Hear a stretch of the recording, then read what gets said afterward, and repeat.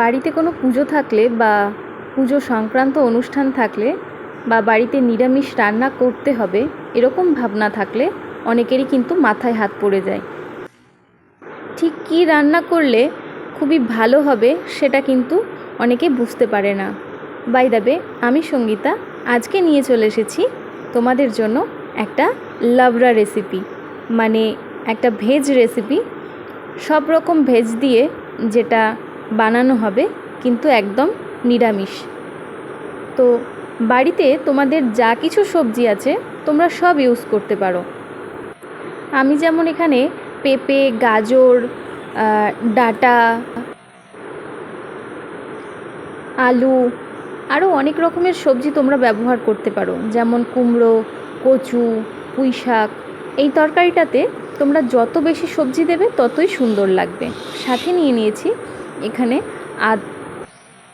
আদা আর জিরে বাটা। এই আদা আর জিরে বাটাটাই কিন্তু আমাদের এখানের মেন মশলা। তো যাই হোক, কড়াইয়ে নিয়ে নিয়েছি বেশ খানিকটা পরিমাণ সর্ষের তেল। রান্নাটা অবশ্যই সর্ষের তেল দিয়ে করব। দিয়ে দিচ্ছি 2টো শুকনো লঙ্কা, আর দিয়ে দেব 1 চামচ মতো পাঁচফোড়ন। পাঁচফোড়নের পরিমাণটা তোমরা কম দিতে পারো, কিন্তু পাঁচফোড়ন দেওয়াটা খুব জরুরি। সাথে দিয়ে দিয়েছি বেশ কিছু গরম মশলা, মানে দারচিনি, লবঙ্গ আর এলাচ। এবার শুরুতেই আমি আলুটাকে একটু প্রথমে ভেজে নেব। আলুটাকে ভেজে নেব আর সাথে দিয়ে দেব শক্ত যে সবজিগুলো আছে, মানে গাজর, পেঁপে, এগুলো সব আমি একসাথে দিয়ে দেব। এই রান্নাটা করার জন্য তোমাদের আলাদা আলাদা করে সবজিগুলো ভেজে তুলে রাখার কোনো প্রয়োজন নেই। সেক্ষেত্রে প্রথমে একদম শুরুর দিকে শক্ত যে সবজি সেগুলো দিয়ে দিতে হবে, মানে যেগুলোর সেদ্ধ হতে টাইম লাগে। আলু, পেঁপে, গাজর, এগুলো আগে দিয়ে দিচ্ছি। দিয়ে বেশ খানিকক্ষণ ভেজে নেব সুন্দর করে।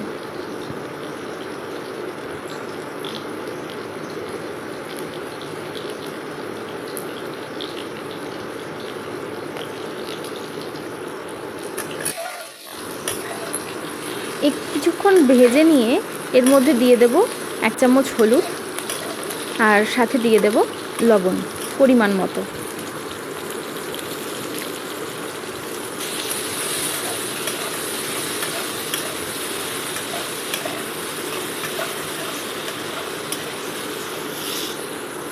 লবণ হলুদ দিয়ে ভালো করে যখন ভাজা হয়ে যাবে তখন এর মধ্যে বাকি সবজিগুলো আমি দিয়ে দেব।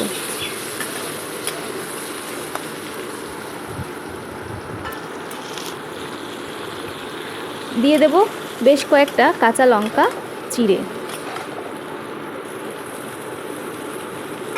রান্নাটাতে গুঁড়ো লঙ্কার ব্যবহার করব না, রান্নাটা কাঁচা লঙ্কা দিয়েই করব। বেশ কিছু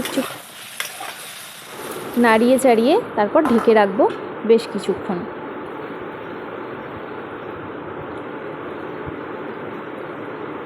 নিরামিষ দিনে এই রেসিপিটা কিন্তু সত্যি খুব সুন্দর। এটা তোমরা ভাতের সাথে খেতে পারো, আবার চাইলে রুটির সাথেও খাওয়া যায়।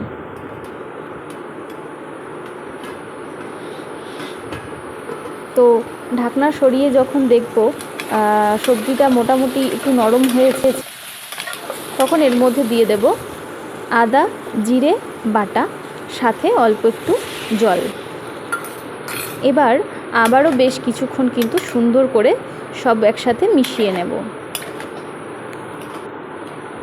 দিয়ে দিচ্ছি অল্প একটু ধনে গুঁড়ো,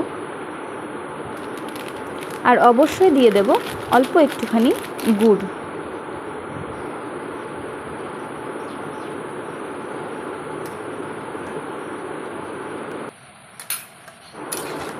আমি কিন্তু রান্নাতে চিনিটা ব্যবহার করতে চাই না, চিনির পরিবর্তে গুড় ইউজ করি। তো তোমরা যদি চাও তোমরা চিনি দিতে পারো।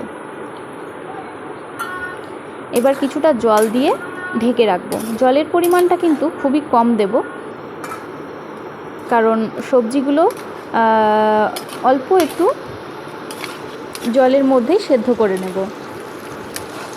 এই শেষে দিয়ে দিয়েছি গরম মশলা, আর সব সবজিটা যখন একদম সেদ্ধ হয়ে যাবে ভালো করে মিশিয়ে নিয়ে রেডি হয়ে যাবে লাবড়ার তরকারি। এটাকে কিন্তু অনেকে নবরত্নও বলে। যাই হোক, তোমাদের কেমন লাগলো তোমরা অবশ্যই আমাকে কমেন্ট করে জানিও। সবাই অনেক ভালো থেকো।